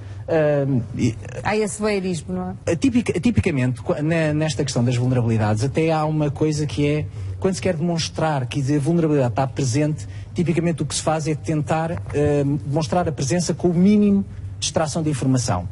Ou seja, imagino, por exemplo, que eu consigo mostrar que consigo aceder a um banco, vamos pôr o caso de um banco, à conta de uma pessoa, okay? E calcular e ver o saldo. Por exemplo, eu se calhar o que deveria fazer era eu abrir uma conta própria e mostrar que conseguia ver o saldo da minha conta. Ou seja, quem quer fazer as coisas legitimamente ou de uma forma correta, consegue sempre arranjar maneira de as fazer sem estar a influenciar ou interferir com nada que seja de outra pessoa. Porque eu acho que aí é um limite que somos nós que nos balizamos eticamente, não é? Como eu já dei os exemplos dos carros, das portas, a educação, etc. Vai ter aí um papel. Sim, a questão da formação já agora... E um bocado, nós, já foi dito várias vezes, nós nunca vamos conseguir ter uma segurança perfeita, não é? Claro. Nós dizemos a brincar que há dois tipos de empresas, que já foram atacadas e as que ainda não sabem que foram atacadas, ok? Por isso, toda a gente já foi atacada ou toda a gente vai ser atacada, é uma questão de tempo. E por isso, se calhar, o que nós devemos é tentar perceber como é que nós minimizamos esses riscos e como é que conseguimos reagir no caso eles acontecerem. As coisas estarem ligadas à internet não é mau, quer dizer, estamos agora em fase de entregar o IRS, não é? Já é inevitável. Todos querem entregar o IRS online, não é? A seguir é o outro passo. Há pouco, e esta é a última pergunta, Sr. Almirante, perguntei-lhe como é que a sociedade civil está, enfim, a perceber e a compreender esta situação. E a sociedade política? Como é que a parte política está a tentar compreender e articular-se e envolver-se nisto, juntamente com a sensibilidade militar, que já me disse que é mais relevante e que tem um significado bastante alto hoje no país? Sim, mas evidentemente as Forças Armadas em Portugal fizeram um conjunto de medidas que sob orientação política. O nosso Conceito Estratégico de 2013, a Diretiva de 2018... formam excelentes nós estamos, oficiais e portanto, qual é a compreensão do poder político para a cibersegurança? É muito grande, muito elevada. Olhe que eu, depois de ter assumido o cargo de chefe de Estado-Maior-General das Forças Armadas, fruto daquilo que era uma orientação política que já existia, comecei a desenvolver um plano de capacitação das Forças Armadas. É este plano que vai estar financiado com 46 milhões de euros. Tivemos total apoio em todos os aspectos. Também foi identificada a necessidade de adquirir pessoal para aumentar as capacidades que as Forças Armadas têm. Não tivemos qualquer restrição nesta área. E, portanto, há uma percepção política perfeita para capacitar as Forças Armadas nesta área. Agora, se calhar, visões diferentes naquilo que o Sr. Professor Triboli há bocado estava a dizer e o Sr. Administrador da EDP. É que, de facto, esta questão no mundo civil não pode ser vista como um problema tecnológico. as empresas e os responsáveis pelas empresas têm que abordar esta área da cibersegurança como uma capacidade de todas as empresas e, portanto, têm que estruturar os elementos essenciais de qualquer capacidade, que é a doutrina, tem que ter organização, tem que ter treino, tem que ter material, tem que ter lideranças, aquilo que o professor Triboli dizia, líderes que tenham visão sobre esta problemática, que consigam motivar e alinhar as pessoas nos esforços estratégicos que as empresas têm que fazer, tem que ter pessoal qualificado, que é importantíssimo, e o trabalho relevante que o técnico e outras universidades estão a fazer em Portugal é da maior relevância para o país. Tem que ter as infraestruturas e depois tem que ter interoperabilidade, que é para todos falarmos em rede, porque isto não é uma coisa onde possa haver chefes. Há bocado o professor Triboli estava a falar nisso. E de facto nestas atividades da cibersegurança e da ciberdefesa são equipes multidisciplinares que atuam e não há aqui um chefe como é nos exércitos clássicos, que há o comandante e o imediato e os escalões de comando. Aqui há equipes multidisciplinares que atacam em função daquilo que são os desafios que têm pela sua frente. Melhor é apanharmos o telemóvel daqueles rapazes ali de baixo, que vai-nos ser útil um dia destes. Não, o telemóvel não diria, mas o saber deles é muito útil. O telemóvel para telefonar a pedir socorro. Bom, meus senhores, muito obrigada por terem vindo. Todos os ângulos que aqui estiveram presentes. Sr. Chefe de Estado-Maior-General das Forças Armadas, muito obrigada por nos ter feito companhia esta noite. Obrigada também aos três.